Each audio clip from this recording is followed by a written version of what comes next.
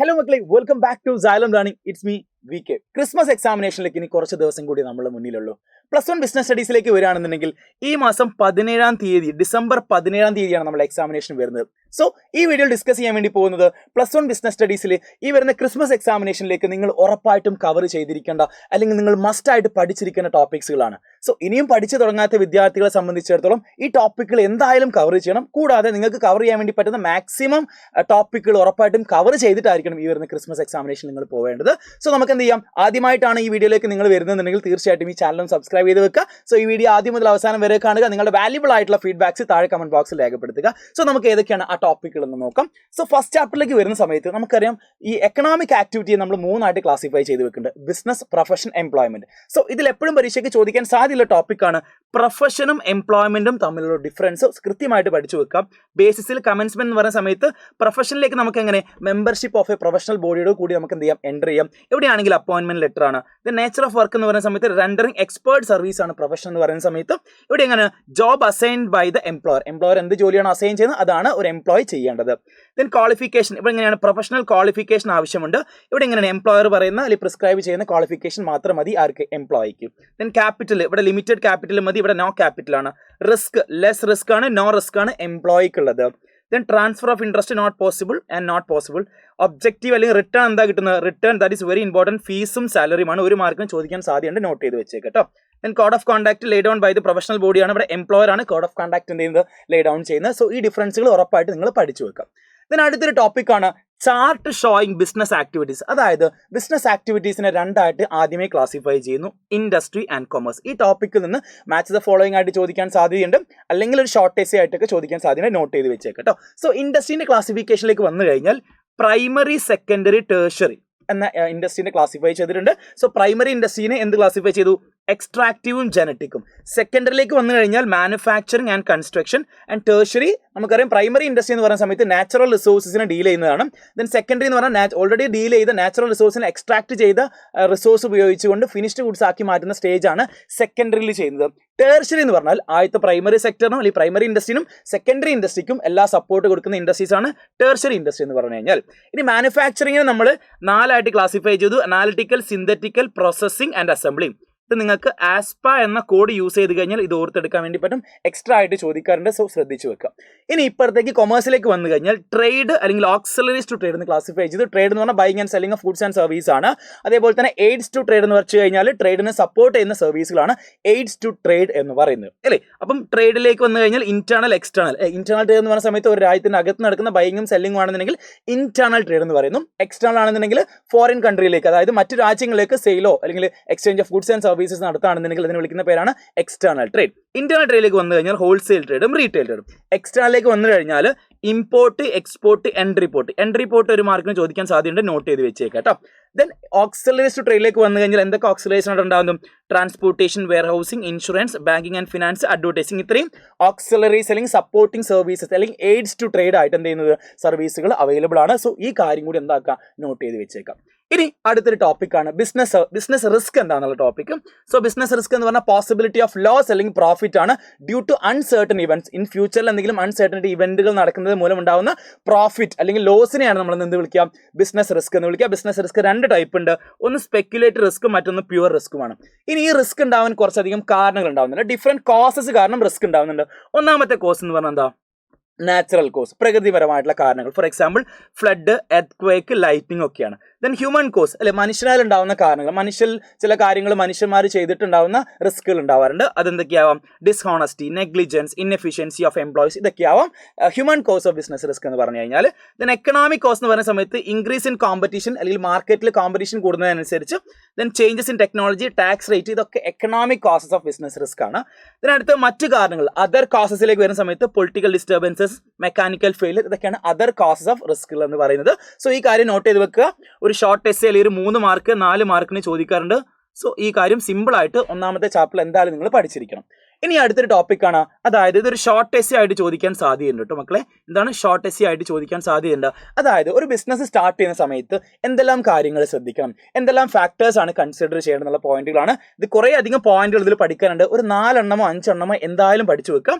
Selection of line of business, size of the firm, large scale ആയിട്ടാണ് small scale ആയിട്ടാണ് തുടങ്ങാൻ വേണ്ടി പോകുന്നത്. അതേപോലെ തന്നെ choice of form of ownership, sole proprietorship ആണോ പാർട്ട്ണർഷിപ്പിലാണ്, ഏത് ഫോമിലാണ് സ്റ്റാർട്ട് ചെയ്യാൻ വേണ്ടി പോകുന്നത്. Then financing alternatives, location of business, ഈ കാര്യങ്ങളൊക്കെ ശ്രദ്ധിക്കണം. Then financial resource, plan layout, competent work force, launching the enterprise, ഈ കാര്യങ്ങളൊക്കെ ശ്രദ്ധിച്ചിട്ടായിരിക്കണം ഒരു ബിസിനസ് എന്ത് ചെയ്യേണ്ടത്, സ്റ്റാർട്ട് ചെയ്യേണ്ടത്. സോ ഇത്രയും കാര്യങ്ങളിൽ ഒരു 4 പോയിന്റ് 5 പോയിന്റ് എന്തായാലും നിങ്ങൾ പഠിച്ചു വെക്കുക. ഷോർട്ട് എസ്സേ ചോദിക്കാൻ സാധ്യതയുണ്ട്. ഇനി നമ്മുടെ രണ്ടാമത്തെ ചാപ്റ്ററിലേക്ക് വന്നു കഴിഞ്ഞാൽ നമുക്കറിയാം 5 ഫോംസ് ഓഫ് ബിസിനസ് ഓർഗനൈസേഷനെ കുറിച്ചാണ് രണ്ടാമത്തെ ചാപ്റ്ററിൽ പഠിക്കുന്നത്.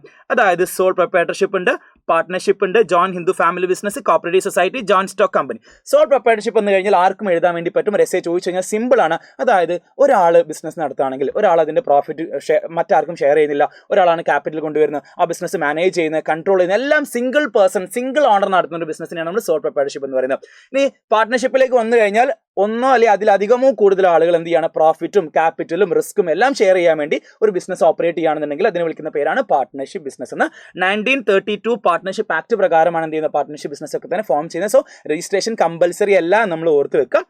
ജോൺ ഹിന്ദു ഫാമിലി ബിസിനസ്സിലേക്ക് വന്നു കഴിഞ്ഞാൽ നമുക്കറിയാം ഇന്ത്യയിൽ തന്നെ പഴയ കാലങ്ങളിൽ തൊട്ട് കണ്ടുവരുന്ന ഒരു ഫോം ഓഫ് ബിസിനസ് ഓർഗനൈസേഷനാണ് ജോൺ ഹിന്ദു ഫാമിലി ബിസിനസ് എന്ന് പറഞ്ഞാൽ. അവരുടെ ആൻസിസ്ട്രൽ പ്രോപ്പർട്ടി, പരമ്പരാഗതമായിട്ട് കൈമാറി കിട്ടിയ സ്വത്ത് വകകൾ ഉപയോഗിച്ചുകൊണ്ടാണ് ഇവർ എന്ത് ചെയ്യുന്നത്, ബിസിനസ് ചെയ്യുന്നത്. സോ കർത്ത ആരാന്ന് ആലോചിക്കുക, പാർട്ട്ണർ ആണെന്നാലായിക്കുക. സോ കൃത്യമായിട്ട് ജോൺ ഹിന്ദു ഫാമിലി ബിസിനസിന്റെ ഫീച്ചേഴ്സ് ആണ് നിങ്ങൾ കൂടുതലായിട്ട് ഇമ്പോർട്ടന്റ് കൊടുത്തുകൊണ്ട് പഠിച്ചു വെക്കേണ്ടത്. ഇനി അടുത്ത് കോപ്പറേറ്റീവ് സൊസൈറ്റിയിലേക്ക് വന്നു കഴിഞ്ഞാൽ വെൽഫെയർ മോട്ടീവിന് വേണ്ടിയിട്ട് കുറച്ച് ആളുകൾ അല്ലെ, ഇപ്പോൾ കർഷകരാണെന്നുണ്ടെങ്കിൽ അല്ലെങ്കിൽ കൺസ്യൂമേഴ്സ് ആണെന്നുണ്ടെങ്കിൽ അല്ലെങ്കിൽ പ്രൊഡ്യൂസേഴ്സ് ആണെങ്കിൽ അവരുടെ ഇൻട്രസ്റ്റ് മാത്രം പ്രൊട്ടക്ട് ചെയ്യാൻ വേണ്ടി ഒരു സൊസൈറ്റി ഫോം ചെയ്യുക, ഒരു അസോസിയേഷൻ ഫോം ചെയ്യുകയാണെങ്കിൽ അല്ലെ, ആക്ട് ആലോചിച്ച് വെക്കാം. 1912 കോപ്പറേറ്റീവ് സൊസൈറ്റി ആക്ട് രീതിയിലാണ് എന്ത് ചെയ്യുന്നത്, ഇവർ ഫോം ചെയ്യുന്നത്. സോ രജിസ്ട്രേഷൻ കമ്പൽസറി ആണ്. സോ കോപ്പറേറ്റീവ് സൊസൈറ്റിയുമായി ബന്ധപ്പെട്ട കാര്യങ്ങൾ ആലോചിക്കുക. Then types of cooperative society ഉണ്ട്, അതും എന്താക്കുക, നോട്ട് ചെയ്ത് വെക്കുക കേട്ടോ. ദെൻ ജോൺ സ്റ്റോക്ക് കമ്പനിയുമായി ബന്ധപ്പെട്ട ഒരു എസ്സേ ഉറപ്പായിട്ടും ചോദിക്കും. 8 മാർക്കിന്റെ ചോദ്യം നിങ്ങൾക്ക് എക്സ്പെക്ട് ചെയ്യാവുന്നതാണ്.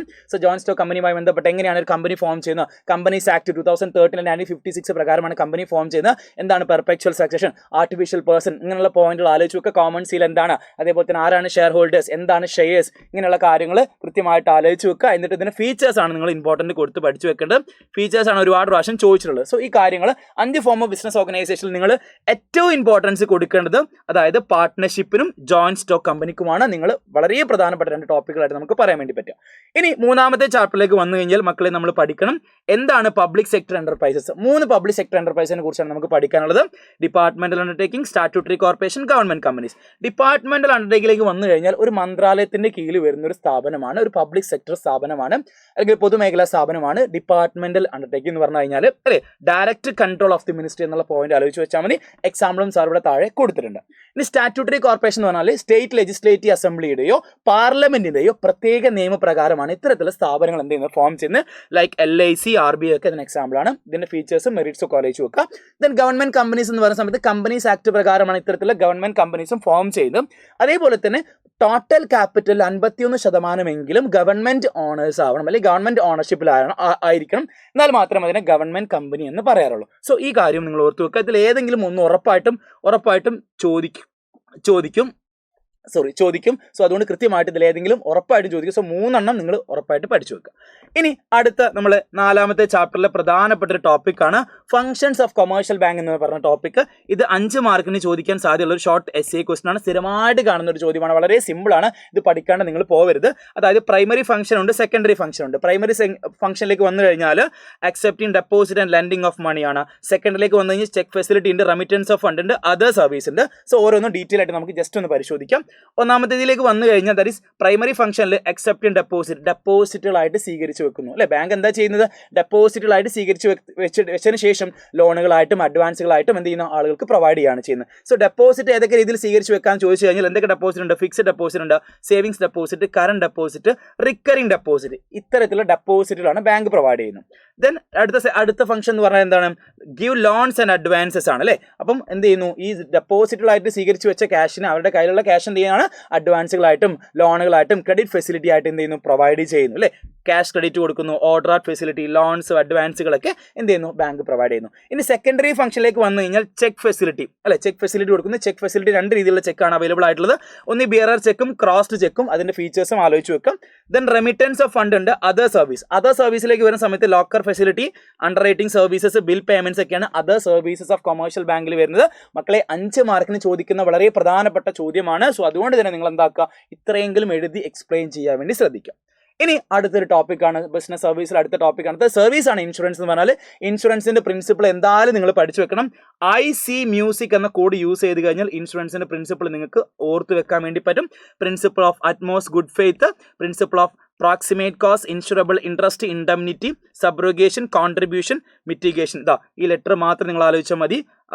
യു ആലോചിക്കാം, പ്രോക്സിമേറ്റിന്റെ C ആലോചിച്ചാൽ മതി. Then insurable interest, indemnity, subrogation, contribution, mitigation. ഇതിലെ ലെറ്റേഴ്സ് നിങ്ങൾ യോജിപ്പിച്ച് കഴിഞ്ഞാൽ IC/MUSIC എന്നായി. സോ സിമ്പിൾ ആയിട്ട് നിങ്ങൾക്ക് ആലോചിക്കാൻ വേണ്ടി പറ്റും. ഇതിന്റെ ഡീറ്റെയിൽഡ് ക്ലാസ്സുകളൊക്കെ നമ്മൾ ലൈവ് ക്ലാസ്സുകളായിട്ട് എടുക്കുന്നതായിരിക്കും. So stay tune. ഈ ചാനൽ സബ്സ്ക്രൈബ് ചെയ്ത് വെക്കുക. നിങ്ങൾക്ക് ക്ലാസ്സുകളൊക്കെ കൃത്യമായിട്ട് 10 days ചലഞ്ചിലൂടെ നിങ്ങൾക്ക് പ്രൊവൈഡ് ചെയ്യുന്നുണ്ട്. സോ ആ ലൈവ് എടുത്ത് കാണാൻ സെറ്റ് ആക്കാം കേട്ടോ.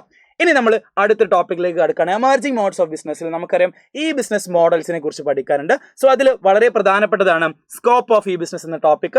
സോ അതിൽ നമുക്ക് B2B മോഡൽ ഉണ്ട്. B2B എന്ന് പറഞ്ഞാൽ ഇലക്ട്രോണിക് ബിസിനസ് ചെയ്യുക. അതായത് ഈ ബിസിനസ് ഗുഡ്സും സർവീസും എന്ത് ചെയ്യുക, ഒരു ഇലക്ട്രോണിക് ഡിവൈസിന്റെ സഹായത്തോട് കൂടിയിട്ട് എക്സ്ചേഞ്ച് ഓഫ് സർവീസസ് അല്ലെങ്കിൽ ഗുഡ്സ് ആൻഡ് സർവീസസ് ചെയ്യുകയാണെന്നുണ്ടെങ്കിൽ അതിനെയാണ് നമ്മൾ എന്ത് വിളിക്കുക, ഈ ബിസിനസ് എന്നൊക്കെ വിളിക്കുക. സോ അതുകൊണ്ട് B2B മോഡലിൽ വരുന്ന സമയത്ത് ഒരു ബിസിനസ്സും ട്രാൻസാക്ഷൻ നടത്തുകയാണെന്നുണ്ടെങ്കിൽ അതിന് അത്തരത്തിലുള്ള മോഡലിനെ വിളിക്കുന്ന പേരാണ് ബിസിനസ് ടു ബിസിനസ് ട്രാൻസാക്ഷൻ അല്ലെങ്കിൽ B2B കൊമേഴ്സ് എന്ന്.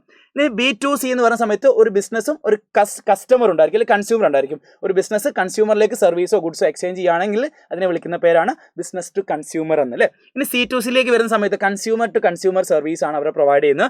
ദെൻ ഇൻട്രാബി എന്ന് പറയുന്ന സമയത്ത് ഒരു സ്ഥാപനത്തിന്റെ അകത്ത്, ഫോർ എക്സാമ്പിൾ ഡിപ്പാർട്ട്മെന്റ് തമ്മിൽ ഇലക്ട്രോണിക് ട്രാൻസാക്ഷൻ നടത്തുകയാണെന്നുണ്ടെങ്കിൽ അത്തരത്തിലുള്ള ട്രാൻസാക്ഷൻ നമ്മൾ എന്ത് വിളിക്കാം, ഇൻട്രാബി കൊമേഴ്സ് എന്ന് വിളിക്കുക. സോ മക്കളെ 4 മാർക്കിന് ചോദിക്കാൻ സാധ്യതയുണ്ട്. സോ നോട്ട് ചെയ്ത് വെച്ചേക്കുക, നിർബന്ധമായിട്ടും പഠിച്ചിരിക്കണം സ്കോപ്പ് ഓഫ് ഈ ബിസിനസ്. ഇനി അടുത്തൊരു വളരെ സിമ്പിൾ ടോപ്പിക് ആണ് ഈ ചാപ്റ്ററിലെ, അതായത് ട്രഡീഷണൽ ബിസിനസ്സും ഈ ബിസിനസ്സും തമ്മിലുള്ള വ്യത്യാസങ്ങൾ, ഡിഫറൻസ് ബിറ്റ്വീൻ ട്രഡീഷണൽ ബിസിനസ്സും ഈ ബിസിനസ്. ഇതും ഒരു 3 മാർക്കിന് അല്ലെങ്കിൽ 4 മാർക്കിന് ചോദിക്കാൻ സാധ്യത. വളരെ സിമ്പിൾ കോൺസെപ്റ്റ് ആണ്. എങ്ങനെയാണ് ഇത് ഫോം ചെയ്യുന്നത്? ഡിഫിക്കൽട്ട് ആണ് ട്രഡീഷണൽ ബിസിനസ് ഫോം ചെയ്യാൻ. കാരണം ഒരുപാട് കാര്യങ്ങളും ഒരുപാട് രീതിയിലുള്ള സെറ്റപ്പും കാര്യങ്ങളൊക്കെ ചെയ്യേണ്ടി വരും ട്രഡീഷണൽ ബിസിനസ് ആവുന്ന സമയത്ത്. ഈ ബിസിനസ് സിമ്പിളായിട്ട് ഫോം ചെയ്യാൻ നമുക്കൊരു കമ്പ്യൂട്ടർ നെറ്റ്വർക്കും ഒരു ലാപ്ടോപ്പോ അല്ലെങ്കിൽ PC ഒക്കെ ഉണ്ടെങ്കിൽ നമുക്ക് സിമ്പിളായിട്ട് എന്താക്കാം, ഈ ബിസിനസ് എന്താക്കാം ഫോം ചെയ്യാൻ വേണ്ടി പറ്റും. ദെൻ ലൊക്കേഷൻ റിക്വയർമെന്റ് ആണ്. ഇവിടെ റിക്വയർമെന്റ് ആണ് അല്ലേ. സോഴ്സ് ഓഫ് റോ മെറ്റീരിയൽസും മാർക്കറ്റും ഒക്കെ റിക്വയർമെന്റ് ആണ്. ഇവിടെ എന്താണ് നോ റിക്വയർമെന്റ്. ലൊക്കേഷൻ എന്താ റിക്വയർമെന്റ്, പ്രത്യേകിച്ച് ഒരു ലൊക്കേഷൻ്റെ ആവശ്യമൊന്നുമില്ല. എവിടെ നിന്ന് വേണമെങ്കിൽ നമുക്ക് എന്ത് ചെയ്യാം, ബിസിനസ് ചെയ്യാം, ഈ ബിസിനസ് ചെയ്യാം അല്ലേ. ദെൻ ഫിസിക്കൽ പ്രസൻസ് ഉണ്ടോ, ഇവിടെ റിക്വയർഡ് ആണ്, ഇവിടെ നോട്ട് റിക്വയർഡ് ആണ്. Then cost of setting up എങ്ങനെ, ഇവിടെ ഹൈ ആണ്, ഇവിടെ ലോ ആണ്. ദെൻ ഓപ്പറേറ്റിംഗ് കോസ്റ്റ് എങ്ങനെയാണ്, ഹൈ ആണ്, ലോ ആണ്. ഇവിടെ ഓപ്പർച്യൂണിറ്റി ഫോർ ഇന്റർപേഴ്സണൽ ടച്ച്, ഇവിടെ മോർ ഇമ്പോർട്ടൻ്റ് ആണ്, ഇവിടെ ലെസ് ആണ്. ദെൻ ഈസി ഗോയിങ് ഗ്ലോബൽ അല്ലെ, ഗ്ലോബലി ഡെവലപ്പ് ചെയ്യാൻ സ്കോപ്പ് എങ്ങനെയാണ്, ഇവിടെ ലെസ് ആണ്, ഇവിടെ മച്ച് മോർ ആണ് അല്ലേ. Then nature of human capital, semi skilled or even unskilled man power മാത്രം മതി അവിടെ ട്രഡീഷണൽ ബിസിനസ്സിൽ. പക്ഷേ ഇവിടെ ടെക്നിക്കലി ആൻഡ് പ്രൊഫഷണലി ക്വാളിഫൈഡ് ആയിട്ടുള്ള ആളുകളായിരിക്കണം ഈ ബിസിനസ് ചെയ്യേണ്ടത്. ഇതിനെപ്പറ്റി നമുക്ക് ഇപ്പം കമ്പ്യൂട്ടർ എങ്ങനെ ഓപ്പറേറ്റ് ചെയ്യണം, അല്ലെങ്കിൽ ഇതിൻ്റെ ട്രാൻസാക്ഷൻസ് അല്ലെങ്കിൽ നെറ്റ്വർക്ക് ഒക്കെ ഓപ്പറേറ്റ് ചെയ്യാൻ ആളുകൾക്ക് മാത്രമേ ഈ ബിസിനസ് ചെയ്യാൻ വേണ്ടി സാധിക്കുകയുള്ളൂ. സോ ഇത്തരത്തിലുള്ള ഒരു 4 ഡിഫറൻസ് കൃത്യമായിട്ട് ആലോചിച്ച് വെക്കുക കേട്ടോ, ഉറപ്പായിട്ടും പഠിച്ചു വെക്കാം. ഇനി നമ്മുടെ 6ാമത്തെ ചാപ്റ്ററിലേക്ക് വന്നു കഴിഞ്ഞാൽ that is responsibility, social responsibility towards different interested group. അതായത് സോഷ്യൽ റെസ്പോൺസിബിലിറ്റി എന്ന് പറയുന്ന സമയത്ത് നമുക്കറിയാം, ഒരു സോഷ്യൽ റെസ്പോൺസിബിലിറ്റി എന്ന് പറയുന്ന സമയത്ത് നമ്മൾ ഓർത്തു വെക്കേണ്ടത് ഒരു ബിസിനസ് എക്സിസ്റ്റ് ചെയ്യുന്ന സൊസൈറ്റിയിലാണ്. സോ സൊസൈറ്റിയോട് ചില കടമകൾ എന്ത് ചെയ്യേണ്ടത്, ഒരു ബിസിനസ് നിറവേറ്റേണ്ടത്. നമ്മൾ 1ാമത്തെ ചാപ്റ്ററിൽ ഒബ്ജക്റ്റീവ്സ് ഓഫ് ബിസിനസ്സിൽ നമ്മൾ പഠിക്കുന്നുണ്ട് സോഷ്യൽ റെസ്പോൺസിബിലിറ്റി. അപ്പോൾ ഉത്തരവാദിത്തങ്ങളാണ് റെസ്പോൺസിബിലിറ്റി എന്ന് പറഞ്ഞാൽ അല്ലേ, സൊസൈറ്റിയോട് ചെയ്യേണ്ട ഉത്തരവാദിത്തങ്ങൾ. സോ ഒരു ബിസിനസ് ഓർഗനൈസേഷൻ ഒരുപാട് ഗ്രൂപ്പുകളായിട്ട് എന്താണ് അസോസിയേറ്റഡ് ആണ്. സോ ഓരോ ഗ്രൂപ്പിനോടും സെപ്പറേറ്റ് ആയിട്ടുള്ള റെസ്പോൺസിബിലിറ്റി ആണ് കാണിക്കേണ്ടത്. ഇപ്പോൾ ഓണേഴ്സിനോടാണെങ്കിൽ ആഡിക്വേറ്റ് റിട്ടേൺ അവർക്ക് പ്രൊവൈഡ് ചെയ്യേണ്ടത്. ദെൻ എംപ്ലോയീസിനാണെങ്കിൽ fair wages and job security ആണ് അവർക്ക് പ്രൊവൈഡ് ചെയ്യേണ്ടത്. കൺസ്യൂമേഴ്സിനാണെങ്കിൽ ലിബറൽ ആൻഡ് ഫെയർ ആറ്റിറ്റ്യൂഡ് ആണ് കൺസ്യൂമേഴ്സിനോട് കാണിക്കുന്നത്.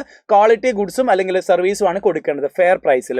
ദെൻ സപ്ലൈസിനോടാണെങ്കിൽ റെഗുലർ ആൻഡ് ടൈംലി സപ്ലൈ അല്ലെ, അവരോട് കൃത്യമായിട്ട് എന്താണ് അവർക്ക് പേയ്മെന്റ്, പ്രോംപ്റ്റ് പേയ്മെന്റ് അല്ലെ, പ്രോംപ്റ്റ് പേയ്മെന്റ് കൂടി നമുക്ക് ചെയ്താട്ടോ. പ്രോംപ്റ്റ് പേയ്മെന്റ് ടു സപ്ലയേഴ്സ് ആണ് കൊടുക്കേണ്ടത്. ദെൻ ഗവൺമെന്റിനാണെങ്കിൽ abide the laws of the country and tax payment, കൃത്യമായിട്ട് എന്ത് ചെയ്യുക, ഗവൺമെന്റിന്റെ റൂൾസ് ആൻഡ് റെഗുലേഷൻസ് ഒക്കെ കൃത്യമായിട്ട് ഫോളോ ചെയ്യുക. അതേപോലെ തന്നെ ടാക്സ് ഒക്കെ പ്രോംപ്റ്റ് ആയിട്ട് അടക്കം. ദെൻ കമ്മ്യൂണിറ്റിയോടാണെങ്കിൽ safety and welfare of the community, കൃത്യമായിട്ട് എൻവയോൺമെന്റൽ പ്രൊട്ടക്ഷൻ ഒക്കെ നിങ്ങൾക്ക് കമ്മ്യൂണിറ്റിയോട് കാണിക്കാൻ വേണ്ടി പറ്റുന്ന റെസ്പോൺസിബിലിറ്റി ആണ്. സോ ഇങ്ങനെ ഒരു ചോദ്യം, ഇങ്ങനെ ഒരു കോൺസെപ്റ്റ് നിങ്ങൾക്ക് ഒരു മാച്ച് ദ ഫോളോയിങ് ആയിട്ട് ചോദിക്കാൻ സാധ്യതയുണ്ട്. ഒരുപാട് പ്രീവിയസ് ഇയർ നമുക്ക് കാണാൻ വേണ്ടി പറ്റും, മാച്ച് ദ ഫോളോയിങ് ക്വസ്റ്റൻ ആയിട്ട് കാണാം. സോ ഈ ഒരു സെന്റൻസ് നിങ്ങൾ പഠിച്ചു കഴിഞ്ഞാൽ സിമ്പിൾ ആയിട്ട് ആ മാച്ച് ദ ഫോളോയിങ് നിങ്ങൾക്ക് ആൻസർ ചെയ്യാൻ വേണ്ടി പറ്റും. ഇനി അടുത്ത 7ാമത്തെ ചാപ്റ്ററിൽ നമുക്കറിയാം കമ്പനി ഫോർമേഷനുമായി ബന്ധപ്പെട്ട ചാപ്റ്ററാണ് ഫോർമേഷൻ ഓഫ് എ കമ്പനി എന്ന് പറയുന്ന സമയത്ത്. അതിൽ 4 സ്റ്റേജസ് ഉണ്ട്. 4 സ്റ്റേജസ് ഇൻവോൾവ് ആവുന്ന സമയത്ത് നമ്മൾ ആലോചിക്കേണ്ടത് ഈ 4 സ്റ്റേജസ് ഇൻവോൾവ് ആവുന്നത് പബ്ലിക് കമ്പനിക്ക് മാത്രമാണ്. എന്താണ്? പബ്ലിക് കമ്പനിക്ക് ഈ 4 സ്റ്റേജസ് ഉണ്ടെങ്കിൽ മാത്രമേ അവരുടെ ബിസിനസ് ഓപ്പറേറ്റ് ചെയ്യാൻ വേണ്ടി പറ്റുള്ളൂ. ഇനി പ്രൈവറ്റ് കമ്പനിക്കാണെങ്കിൽ ആദ്യത്തെ 2 സ്റ്റേജസ് മാത്രം മതി. ആർക്ക്? പ്രൈവറ്റ് കമ്പനിക്ക് ആദ്യത്തെ 2 സ്റ്റേജസ് മാത്രം ഫുൾഫിൽ ചെയ്ത് കഴിഞ്ഞാൽ അവർ എന്ത് ചെയ്യാം? ബിസിനസ് ഓപ്പറേറ്റ് ചെയ്യാവുന്നതാണ് എന്നുള്ള കാര്യം ആലോചിക്കുക. സോ എന്താണ് പ്രൊമോഷൻ എന്ന് ആലോചിക്കണം, എന്താണ് ഇൻകോർപ്പറേഷൻ, എന്താണ് സബ്സ്ക്രിപ്ഷൻ ഓഫ് ക്യാപിറ്റൽ, എന്താണ് കമൻസ്മെന്റ് ഓഫ് ബിസിനസ്, കൃത്യമായിട്ട് ഒരു ഷോർട്ടായിട്ട് നിങ്ങൾ പഠിച്ചു വെക്കുക. ഇനി അടുത്ത ടോപ്പിക് എന്ന് പറയുന്ന സമയത്ത് ഒരു കമ്പനി ഫോർമേഷന് വേണ്ട ഏറ്റവും ഇമ്പോർട്ടൻ്റ് ആയിട്ടുള്ള ഡോക്യുമെന്റ് ആണ് മെമ്മോറാണ്ടം ഓഫ് അസോസിയേഷൻ എന്ന് പറഞ്ഞാൽ. മെമ്മോറാണ്ടം ഓഫ് അസോസിയേഷൻ എന്ത് വിളിക്കാറുണ്ട്? പ്രിൻസിപ്പൽ ഡോക്യുമെന്റ് എന്ന് വിളിക്കാറുണ്ട്, ചാർട്ടർ ഓഫ് ദി കമ്പനി എന്ന് വിളിക്കാറുണ്ട്, മാഗ്ന കാർട്ട എന്ന ഡോക്യുമെന്റ് ആയിട്ട് വിളിക്കാറുണ്ട്. സോ എന്താണ് ഈ ഡോക്യുമെന്റിൽ അടങ്ങിയിട്ടുള്ളതെന്ന് ചോദിച്ചു കഴിഞ്ഞാൽ it contains the powers and objectives, അതായത് അധികാരങ്ങളും ലക്ഷ്യങ്ങളുമാണ്. ഒരു കമ്പനിയുടെ അധികാരങ്ങളും ലക്ഷ്യങ്ങളുമാണ് ഈ പറയുന്ന മെമ്മോറാണ്ടം ഓഫ് അസോസിയേഷൻ എന്തെങ്കിലും അടങ്ങിയിട്ടുള്ള നല്ല കാര്യം ആലോചിക്കാം. അതല്ലാതെ ഇത് പെട്ടെന്ന് ചേഞ്ചസ് വരുത്താൻ വേണ്ടി പറ്റുമോ എന്ന് ചോദിച്ചു കഴിഞ്ഞാൽ ഒരിക്കലുമില്ല. കാരണം കമ്പനീസ് ആക്ട് പ്രകാരമാണ് എന്ത് ചെയ്യുന്നത്, ഈ പറയുന്ന കമ്പനി രജിസ്റ്റർ ചെയ്യുന്നതും മറ്റു കാര്യങ്ങളൊക്കെ ഫോളോ ചെയ്യുന്നത്. അതുകൊണ്ട് തന്നെ അതിലെ പ്രൊവിഷൻസും റെഗുലേഷൻസും റൂൾസും ഒക്കെ ഫോളോ ചെയ്തുകൊണ്ട് മാത്രമേ ഈ ഡോക്യുമെന്റിൽ എന്തെങ്കിലും ചേഞ്ചസ് വരുത്താൻ വേണ്ടി പറ്റുള്ളൂ. സോ എന്താണ് മെമ്മോറാണ്ടം ചോദിച്ചു കഴിഞ്ഞാൽ ഇത്രയും പോയിന്റ്സ് എങ്കിലും നിങ്ങൾ ഒരു അറ്റ്ലീസ്റ്റ് 2 പോയിന്റ്സ് എങ്കിലും എഴുതാൻ വേണ്ടി ശ്രദ്ധിക്കാം. ഇനി ഇതിൽ തന്നെ നമ്മൾ പഠിക്കേണ്ടത് കണ്ടന്റ്സ് ഓഫ് മെമ്മോറാണ്ടം ഓഫ് അസോസിയേഷനിൽ ക്ലോസസ് ഓഫ് MOA പഠിക്കേണ്ടതുണ്ട്. ഒന്നാമതായിട്ട് നെയിം ക്ലോസ്, രണ്ടാമതായിട്ട് രജിസ്റ്റേർഡ് ഓഫീസ് ക്ലോസ്, അല്ലെങ്കിൽ object clause, liability clause, capital clause, association clause. ഇത്രയും ക്ലോസുകളാണുള്ളത്. ഇത് കൃത്യമായിട്ട് പഠിച്ചു വെക്കുക. ഒരുപാട് പ്രാവശ്യം ഷോർട്ട് എസ്സേ ആയിട്ട് മക്കളെ ചോദിച്ചിട്ടുണ്ട്. നിർബന്ധമായിട്ടും പഠിച്ചു വെക്കുക. കഴിഞ്ഞ വർഷം ക്രിസ്മസ് എക്സാമിനൊക്കെ ചോദിച്ചുള്ള ഒരു ഭാഗം കൂടിയാണ് മെമ്മോറാണ്ടം ഓഫ് അസോസിയേഷൻ്റെ ക്ലോസ് എന്ന് പറയുന്നത്. സോ ഇത് കൃത്യമായിട്ട് പഠിച്ചു വെക്കുക. നിർബന്ധമായിട്ട് ഷോർട്ട് എസ്സേക്ക് ചോദിക്കാൻ സാധ്യത വളരെ കൂടുതലാണ് കേട്ടോ. ഇനി നമുക്ക് മറ്റൊരു ഡോക്യുമെന്റിനെ കൂടി പഠിക്കാനുണ്ട്, ആർട്ടിക്കിൾസ് ഓഫ് അസോസിയേഷൻ അല്ലേ. അപ്പം ആർട്ടിക്കിൾസ് ഓഫ് അസോസിയേഷനെ കുറിച്ച് നിങ്ങളോട് ചോദിക്കണമെന്നില്ല. എങ്ങനെയാ ചോദ്യം വരാൻ ചോദിച്ചു കഴിഞ്ഞാൽ മെമ്മോറാണ്ടം ഓഫ് അസോസിയേഷനും ആർട്ടിക്കിൾസ് ഓഫ് അസോസിയേഷൻ തമ്മിലുള്ള വ്യത്യാസം, ഡിഫറൻസ് ചോദിക്കാം. സോ നിങ്ങൾ എഴുതേണ്ടത് മെമ്മോറാണ്ടം എന്ന് പറഞ്ഞാൽ കോൺസ്റ്റിറ്റ്യൂഷൻ ഓഫ് എ കമ്പനിയിൽ ചാർട്ടർ ഓഫ് ദി കമ്പനിയാണ്. പക്ഷേ ആർട്ടിക്കിൾസ് ഓഫ് അസോസിയേഷൻ എന്ന് പറയുന്ന സമയത്ത് ബൈലോ ഓഫ് ദി കമ്പനിയാണ്. Then define the objectives and powers of the company. ഇവിടെ എങ്ങനെയാണ്? ഇന്റേണൽ മാനേജ്മെന്റിന്റെ റൂൾസ് ആൻഡ് റെഗുലേഷൻസ് ആണ് ആർട്ടിക്കിൾസ് ഓഫ് അസോസിയേഷൻ എന്ത് ചെയ്യുന്നത്, കൊടുക്കുന്നത്. ദെൻ ഫണ്ടമെന്റൽ ഡോക്യുമെന്റ് ആണ്. അവിടെ തന്നെ സബ്സിഡിയറി ടു മെമ്മോറാണ്ടം ആണ്. Then compulsory for all types of companies, എല്ലാ ടൈപ്സ് ഓഫ് കമ്പനീസിനും മെമ്മോറാണ്ടം ഓഫ് അസോസിയേഷൻ എന്ന ഡോക്യുമെന്റ് നിർബന്ധമാണ്. ഇനി ഇവിടെ വരുന്ന സമയത്ത് not compulsory for public company അല്ലേ. പബ്ലിക് കമ്പനിക്ക് എന്തല്ല അത്ര തന്നെ കമ്പൽസറി അല്ല അല്ലേ. Not limited by shares. Then അടുത്തത് regulate the relationship between companies and outside world, പുറത്തുള്ള വേൾഡുമായിട്ടുള്ള എക്സ്റ്റേണൽ പാർട്ടീസിന്റെ റിലേഷൻഷിപ്പ് ഒക്കെ ഇതിൽ കൃത്യമായിട്ട് പറയുന്നു. ഇവിടെ എങ്ങനെ internal relationship between company and മെമ്പേഴ്സും കമ്പനിയുമായിട്ടുള്ള റിലേഷൻഷിപ്പാണ് AOA അല്ലെങ്കിൽ ആർട്ടിക്കിൾസ് ഓഫ് അസോസിയേഷനിൽ കൊടുക്കുന്നത്. ദെൻ അൾട്രേഷൻ ഡിഫിക്കൽട്ട് ആണ്, അൾട്രേഷൻ എന്താണ്, ഈസിയാണ് ഇവിടെ ആർട്ടിക്കിൾസ് ഓഫ് അസോസിയേഷൻ എന്ന് പറഞ്ഞാൽ അല്ലേ. സോ ഇത്രയും ഡിഫറൻസുകൾ കൃത്യമായിട്ട് പഠിച്ചു വെക്കുക. ഇതും ഷോർട്ട് എസ്സേക്ക് ഡിഫറൻസുകളായിട്ട് ചോദിക്കാൻ സാധ്യതയുണ്ട്. ഇനി നമ്മുടെ ലാസ്റ്റ് ചാപ്റ്റർ, അതായത് സോഴ്സസ് ഓഫ് ബിസിനസ് ഫിനാൻസിൽ ഇത്രയും ക്ലാസിഫിക്കേഷനിൽ വരുന്ന സോഴ്സിനെ കുറിച്ച് നമുക്ക് പഠിക്കാനുണ്ട്. സോ ബേസിക് ആയിട്ട് നമ്മൾ പഠിച്ചു വെക്കേണ്ടത് എങ്ങനെയാണ് ഈ ക്ലാസിഫിക്കേഷനിൽ വരുന്നത്, ഓരോ ക്ലാസിഫിക്കേഷൻ ബേസ് ആയിട്ട് എന്തൊക്കെ സോഴ്സുകളാണ് ഉണ്ടാവുന്നത്. ആദ്യം ബേസിക് ആയിട്ടുള്ള ഐഡിയ നിങ്ങൾ ആദ്യം ഉണ്ടാക്കുക. എന്നതിന് ശേഷം മാത്രം നിങ്ങൾ ഓരോ സോഴ്സിലേക്കും ഇറങ്ങി പഠിച്ചാൽ മതി. ഇവിടെ നമുക്ക് നോക്കിക്കഴിഞ്ഞാൽ മനസ്സിലാവും. ഒന്നാമത്തെ ക്ലാസിഫിക്കേഷൻ വരുന്നത് പീരീഡ് ബേസ് എന്ന് വെച്ചാൽ കാലാവധി ബേസിൽ. അപ്പോൾ നമുക്ക് ലോങ് ടേം ഉണ്ട്, ഷോർട്ട് ടേം ഉണ്ട്, മീഡിയം ടേം ഉണ്ട്. ഷോർട്ട് ടേം എന്ന് പറയുന്ന സമയത്ത് 1 വർഷത്തിൽ താഴെ, 1 ഇയറിൽ താഴെ വരുന്ന ഫണ്ടുകളെയാണ് നമ്മൾ എന്ത് വിളിക്കുക, short term source of funds ആണ്. 1 വർഷത്തിൽ താഴെ മാത്രമേ ഈ ഫണ്ടുകൾ യൂസ് ചെയ്യുള്ളൂ. ഇനി മീഡിയം ടേമിലേക്ക് വരുന്ന സമയത്ത് 1 വർഷത്തിൽ കൂടുന്നതും 5 വർഷത്തിൽ കുറയുന്നതും അല്ലെ. കാലാവധി എത്ര? 1 വർഷത്തിൽ കൂടുന്നതും 5 വർഷത്തിൽ കുറവ് വരുന്ന ഫണ്ട്, ആ ഒരു കാലാവധി വരുന്ന ഫണ്ടുകളെയാണ് നമ്മൾ എന്ത് വിളിക്കുക, മീഡിയം ടേം. ഇനി ലോങ് ടേമിലേക്ക് വരുന്ന സമയത്ത് 5 ഇയറിൽ കൂടുതൽ യൂസ് ചെയ്യുന്ന ഫണ്ടുകളാണെങ്കിൽ അതിനെന്ത് വിളിക്കും, long term source of fund എന്ന് വിളിക്കുന്നു. അതിന്റെ എക്സാമ്പിൾ ആണ് ഇവിടെ കൊടുത്തിട്ടുള്ളത്. സോ ഇതും എന്താക്കുക, നിങ്ങൾ ജസ്റ്റ് ഒന്ന് നോട്ട് ചെയ്ത് വെക്കുക. 2 ഈച്ച് എക്സാമ്പിൾ പഠിച്ചു വെക്കുക കേട്ടോ. ഇനി അടുത്താണ് on the base of ownership. ഓണർഷിപ്പിന്റെ ബേസിൽ അല്ലെ, ഓണർഷിപ്പിന്റെ ബേസിൽ ഓണേഴ്സ് ഫണ്ടും ബോറോഡ് ഫണ്ടും. ഓണേഴ്സ് ഫണ്ട് എന്ന് പറഞ്ഞ സമയത്ത് എന്താ, ഓണേഴ്സ് ബിസിനസ്സിലേക്ക് കൊണ്ടുവരുന്ന ഫണ്ടിനെയാണ് ഓണേഴ്സ് ഫണ്ട് എന്ന് പറയുക. ഇനി ബോറോഡ് ഫണ്ട് എന്ന് പറയുന്ന സമയത്ത് കടം വാങ്ങിക്കുന്ന ഫണ്ട് അല്ലേ. ഓണേഴ്സ് ഫണ്ടിലേക്ക് വരുന്ന സമയത്ത് ഇക്വിറ്റി ഷെയറും റീറ്റേൺ ഏർണിംഗ്സുമാണ് ഓണേഴ്സ് ഫണ്ടിൽ ഉണ്ടാകുന്നത്. ബോറോഡ് ഫണ്ട് കടം വാങ്ങിക്കില്ല, ലോണുകളാവാം, ഡിബഞ്ചറുകളാവാം, അതേപോലെ തന്നെ public deposit, lease financing, commercial paper, ഇതൊക്കെ എന്താണ് കടം വാങ്ങിയിട്ടുള്ള ഫണ്ടുകളാണ്. So on the base of ഓണർഷിപ്പിന്റെ ബേസിൽ 2 ക്ലാസിഫിക്കേഷൻ ആണ് വരുന്നത്. ഇത് നോട്ട് ചെയ്ത് വെക്കുക കേട്ടോ. ഇനി ലാസ്റ്റ് ക്ലാസിഫിക്കേഷൻ ആണ് on the base of source of generation, ഉറവിടം, എവിടെ നിന്നാണിത് ഉണ്ടാവുന്നത്. ഓക്കെ, സോ സോഴ്സ് ഓഫ് ജനറേഷനിലേക്ക് വരുന്ന സമയത്ത് ഇന്റേണൽ സോഴ്സിലേക്ക് റീറ്റേൺ ഏർണിംഗ്സും ഇക്വിറ്റി ഷെയർസും പറയാം കേട്ടോ. എന്ന് വെച്ചാൽ ഇക്വിറ്റി ഷെയർസും, അതായത് അത് ഇന്റേണൽ സോഴ്സിന് എക്സാമ്പിൾ ആണ്. ദെൻ എക്സ്റ്റേണൽ സോഴ്സിലേക്ക് വന്നു കഴിഞ്ഞാൽ പുറത്തുനിന്ന്, ഒരു ബിസിനസിന്റെ പുറത്തുനിന്ന്, ഔട്ട്സൈഡിൽ നിന്ന് വരുന്ന ഫണ്ടുകളാണ് എന്തെന്ന് പറഞ്ഞാൽ external source of fund. That is equity capital ഇല്ല, ദെൻ പ്രിഫറൻസ് ക്യാപിറ്റൽ ഉണ്ട്, ഡിബഞ്ചേഴ്സ് ഉണ്ട്, ലോൺ ഫ്രം ബാങ്ക്സ് ഉണ്ട്, ലോൺ ഫ്രം ഫിനാൻഷ്യൽ ഇൻസ്റ്റിറ്റ്യൂഷൻസ് ഉണ്ട്, പബ്ലിക് ഡെപ്പോസിറ്റ് ഉണ്ട്, ലീസ് ഫിനാൻസിംഗ് ഉണ്ട്, കൊമേഴ്ഷ്യൽ പേപ്പർ ഉണ്ട്, ട്രേഡ് ക്രെഡിറ്റ് ഉണ്ട്, ഫാക്ടറി ഉണ്ട്. ഇതെല്ലാം നിങ്ങൾ ജസ്റ്റ് ഒരു 2-3 എക്സാമ്പിൾ മാത്രം നിങ്ങൾ പഠിച്ചു വെച്ചാൽ മതി. കുറേ അധികം സോഴ്സസ് നമുക്ക് അവൈലബിൾ ആണെന്നുള്ള കാര്യം ആലോചിക്കുക മക്കളെ. ഈ ഒരു ചാപ്റ്റർ ഒന്ന് ചോദിക്കാൻ സാധ്യതയുള്ളത് explain any external source of funds എന്ന് പറയാം. ഒരു ബിസിനസ്സിന് അവൈലബിൾ ആയിട്ടുള്ള എക്സ്റ്റേണൽ സോഴ്സ് ഓഫ് ഫണ്ടുകൾ ഏതൊക്കെയാണെന്ന് ചോദിച്ചു കഴിഞ്ഞാൽ ഇതിൽ ഏതെങ്കിലും ഒരു 2-3 എടുത്ത് എക്സ്പ്ലെയിൻ ചെയ്യുക. അതേപോലെ തന്നെ റീറ്റേൺ ഏർണിംഗ്സ് ഒരു വളരെ പ്രധാനപ്പെട്ട ഒരു കോൺസെപ്റ്റ് ആണ്, പഠിച്ചു വെച്ചേക്കുക. പ്ലഫിംഗ് ബാക്ക് ഓഫ് പ്രോഫിറ്റ് എന്നൊക്കെ പറഞ്ഞ് ചോദിക്കാറുണ്ട്. അതേപോലെ തന്നെ ഡിബഞ്ചറിന്റെ കാര്യം പഠിച്ചു വെച്ചേക്കുക, അതും ചോദിക്കാറുണ്ട്. ദെൻ ഇക്വിറ്റി ഷെയർസും നോട്ട് ചെയ്യണേ. ഇക്വിറ്റി ഷെയർസും പ്രിഫറൻസ് ഷെയർസും തമ്മിലുള്ള വ്യത്യാസങ്ങളും പരീക്ഷയ്ക്ക് ചോദിക്കാറുണ്ട്, ഡിഫറൻസ് ചോദിക്കാറുണ്ട്. ആ ഒരു 2 ടൈപ്പ് ഓഫ് ഷെയർസിനെ കുറിച്ചുള്ള വ്യത്യാസങ്ങൾ ഉറപ്പായിട്ട് നിങ്ങൾ പഠിച്ചു നോക്കുക. ഇഷ്യൂ ഓഫ് ഷെയർസ് എന്നുള്ള കോൺസെപ്റ്റിൽ വരുന്നതാണ്. ദെൻ അതേപോലെ തന്നെ ചോദിക്കാൻ സാധ്യതയുള്ള ലീസ് ഫിനാൻസിങ് ചോദിക്കാറുണ്ട്. അതേപോലെ തന്നെ പബ്ലിക് ഡെപ്പോസിറ്റ്, ട്രേഡ് ക്രെഡിറ്റ്, ഇങ്ങനെയുള്ള ടോപ്പിക്കുകളൊക്കെ ചോദിക്കാറുണ്ട്. ട്രേഡ് ക്രെഡിറ്റും ചോദിക്കാറുണ്ട്. സാർ അവിടെ എഴുതി വെക്കാണ്. ട്രേഡ് ക്രെഡിറ്റും ചോദിക്കാറുണ്ട്. ഫാക്ടറിങ് നോട്ട് ചെയ്ത് വെക്കുക. ഇതൊക്കെ 2 മാർക്കിന് അല്ലെങ്കിൽ 3 മാർക്കിന് ചോദിക്കുന്ന ചെറിയ ടോപ്പിക്കുകളാണ്. അതുകൊണ്ടാണ് സാർ എടുത്തെടുത്ത് പറയുന്നത്. സോ ഇത്രയും കാര്യങ്ങളാണ് നമുക്ക് 8ാമത്തെ ചാപ്റ്ററിലും പഠിക്കാനുള്ളത്. സോ ഈ കാര്യങ്ങളെല്ലാം വെച്ച് പഠിച്ചുകൊണ്ടായിരിക്കണം ഈ വരുന്ന ക്രിസ്മസ് എക്സാമിലേക്ക് നിങ്ങൾ പ്രിപ്പയർ ചെയ്ത് പോകേണ്ടത്. ഈ പറയുന്ന ടോപ്പിക്കുകൾ മാത്രം പ്രിപ്പയർ ചെയ്യാതെ നിങ്ങളെ കൊണ്ട് മാക്സിമം കവർ ചെയ്യാൻ വേണ്ടി പറ്റുന്ന ചാപ്റ്ററിൽ മാക്സിമം ടോപ്പിക്കുകൾ കവർ ചെയ്യുക. ജസ്റ്റ് പാസ്സാകാൻ വേണ്ടി മാത്രം പോകരുത്. മാക്സിമം എഫേർട്ട് കൊണ്ട് സ്കോർ ചെയ്യുക. ഇതിൽ എത്ര സ്കോർ ചെയ്യുന്നു അതിനനുസരിച്ചായിരിക്കും നിങ്ങൾക്ക് മോഡൽ എക്സാമിനും പബ്ലിക് എക്സാമിന് വേണ്ടി സ്കോർ ചെയ്യാൻ വേണ്ടി പറ്റുക. നമുക്കറിയാം 80% അധികം നമുക്ക് ടോപ്പിക്കുകൾ ഇവിടെ കവർ ചെയ്യാനുണ്ട്. സോ അതുകൊണ്ട് ഇവിടെ നിങ്ങൾക്ക് ബെറ്റർ ആയിട്ട് സ്കോർ ചെയ്യാൻ പറ്റുന്നുണ്ടെങ്കിൽ ഉറപ്പായിട്ടും അതിന്റെ റിഫ്ലക്ഷൻ നിങ്ങൾക്ക് ഉറപ്പായിട്ടും ഫൈനൽ എക്സാമിന് നിങ്ങൾക്ക് നല്ല മാർക്ക് സ്കോർ ചെയ്യാൻ വേണ്ടി പറ്റും. സോ ഇതേ രീതിയിലെ ടോപ്പിക്കുകളെല്ലാം നമ്മൾ ലൈവ് ക്ലാസ്സിൽ 10 days ചലഞ്ചിലൂടെ പഠിക്കുന്നുണ്ട്. സോ എല്ലാവരും കൃത്യം 7 മണി എന്ന സമയം നിങ്ങളുടെ മുന്നിലുണ്ടെങ്കിൽ, വൈകുന്നേരം 7 മണി നിങ്ങളുടെ മുന്നിലുണ്ടെങ്കിൽ തീർച്ചയായിട്ടും നിങ്ങൾ എന്താക്കുക, ലൈവിലേക്ക് എത്താൻ വേണ്ടി ശ്രദ്ധിക്കുക. ഉഷാറായിട്ട് എല്ലാ ടോപ്പിക്കുകളും എല്ലാ ചാപ്റ്റേഴ്സും നമുക്ക് കവർ ചെയ്യാം. സോ എല്ലാവരും ഉഷാറായിട്ട് തന്നെ പഠിക്കുക. All the best.